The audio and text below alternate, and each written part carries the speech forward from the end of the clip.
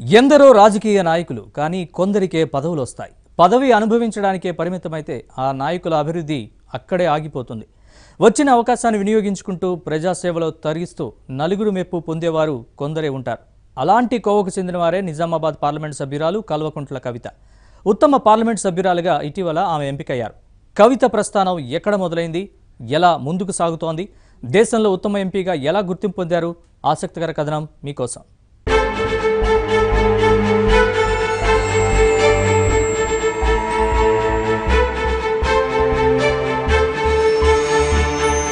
ముఖ్యమంత్రి కేసీఆర్ కుమార్తె కల్వకుంట్ల కవిత నిజామాబాద్ కోడలు. నిజామాబాద్ జిల్లా నవీపేట మండలంలోని పతంగల్ గ్రామం ఆమె మెట్టినిల్లు. 2014 ఎన్నికల్లో తొలిసారి రాజకీయ అరంగేట్రం చేసిన కవిత టీఆర్ఎస్ పక్షాన నిజామాబాద్ ఎంపీగా గెలుపొందారు. అంతకుముందు తెలంగాణ జాగృతి పేరిట స్వచ్ఛంద సేవా కార్యక్రమాలు నిర్వహించారు. ఓవైపు జాగృతిని నడుపుతూనే మరోవైపు నిజామాబాద్ ఎంపీగా ప్రత్యక్ష ప్రజాసేవకు నడుం కట్టారు. కవిత నోట తెలంగాణ నుడికారం జాలువారింది. దీంతో ఈ ప్రాంత ప్రజలతో మమేకమయ్యారు. మాటల్లో పదును, పనుల్లో చురుకు, సేవల్లో చొరవ, ఈ 3 లక్షణాలు ఆమెను ప్రజానికానికి మరింత చేరువ చేశాయి. అదే స్పీడ్తో పార్లమెంట్ హాల్లోనూ సహచర ఎంపీలను కవిత ఆకట్టుకున్నారు. పలువురు కేంద్ర మంత్రులు, ఎంపీలు కవిత కలుపుగోలుతనానికి ముగ్ధులయ్యారు. ఆమె చేసిన ప్రజాహిత పనులు, చేపడుతున్న కార్యక్రమాల ఫలితంగా ఉత్తమ పార్లమెంట్ సభ్యురాలిగా గుర్తింపు తెచ్చుకున్నారు. ఫేమ్ ఇండియా మ్యాగజైన్ నిర్వహించిన తాజా సర్వేలో ఆమె ఈ ఘనతను సొంతం చేసుకున్నారు.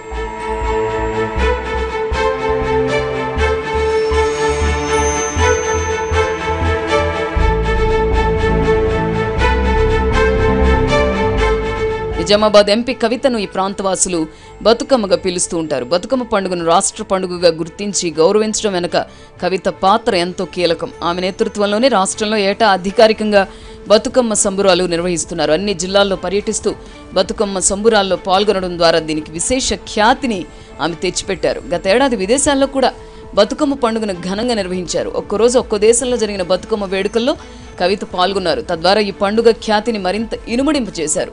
తెలంగాణ సంప్రదాయాలతో కవితకున్న అనుబంధం క్రమంగా ప్రజాసేవకు కూడా విస్తరించింది. నిజామాబాద్, బోధన్, ఆర్మూర్ ప్రభుత్వాసుపత్రుల్లో కవిత సొంత ఖర్చులతో నిత్యాన్నదానం నిర్వహిస్తున్నారు.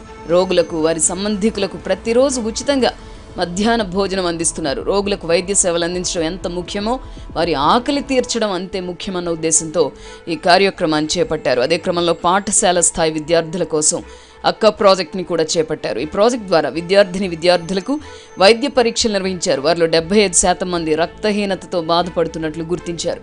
వారికి పౌష్టికాహారం అందించడం కోసం వివిధ శాఖల జిల్లా అధికారులతో చర్చించారు. అందుకు అవసరమైన కార్యాచరణ ప్రణాళికను రూపొందిస్తున్నారు.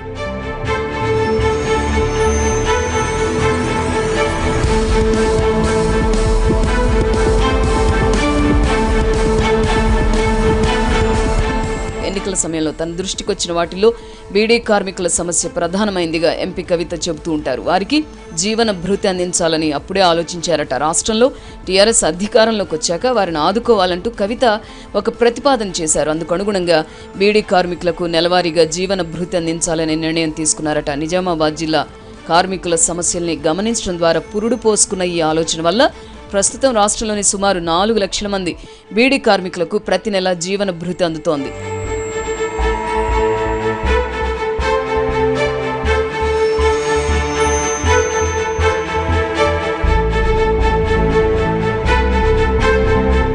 అభివృద్ధి కార్యక్రమాల్లోనూ కవిత చూపుతున్న చొరవ వల్లే ఆమెకి ఉత్తమ పార్లమెంటేరియన్గా గుర్తింపు వచ్చిందని భావించవచ్చు. దశాబ్ద కాలంగా నత్తనడకన సాగిన నిజామాబాద్ పెద్దపల్లి రైల్వే లైన్ పనులను ఆమె పరిగెత్తించారు. తన హయాంలోనే పూర్తి చేయించారు.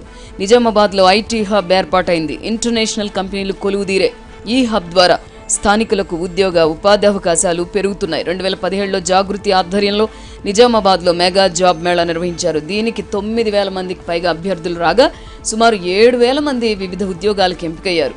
క్రీడలను ప్రోత్సహించేందుకు ఏటా కబడ్డీ పోటీలు నిర్వహిస్తున్నారు. ప్రస్తుతం 16 దేశాల్లో తెలంగాణ జాగృతి కమిటీలు ఉన్నాయి. విదేశాలకు వెళ్తున్న వారికి సహాయపడడమే లక్ష్యంగా ఇవి పనిచేస్తున్నాయి. ఇంతవరకు సుమారు 70 మంది ఇతర దేశాల్లో చనిపోతే వారి మృతదేహాలను స్వగృహాలకు తరలించేందుకు కృషి చేశారు. తాజాగా విజిట్ వీసాలపై వెళ్లి ఇరాక్లో ఇరుక్కుపోయిన నిజామాబాద్ జిల్లా వాసులు 15 మందిని సురక్షితంగా స్వగ్రామాలకు చేర్చడంలో ఎంపీ కవిత పాత్ర ప్రముఖమైంది.